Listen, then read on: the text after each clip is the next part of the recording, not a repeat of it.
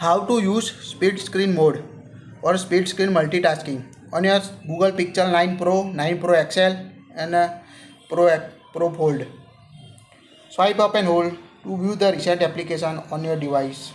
You can use recent app to use a split screen. Now tap on a app icon. You want to access a split screen mode. Now tap on a split screen option. Tap on it. Now you can see at the top corner you can find one app. Now choose another app to use a split screen on your Pixel 9 series.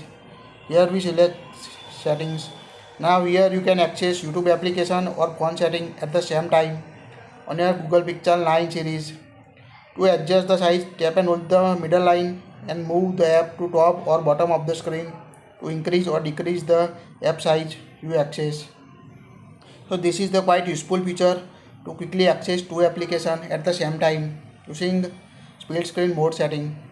To exit the split screen, just tap and hold the center line and move at the top or bottom of the screen to exit the split screen mode on your Pixel 9 Pro XL and other Pixel 9 series. That's it. If you like it, share it.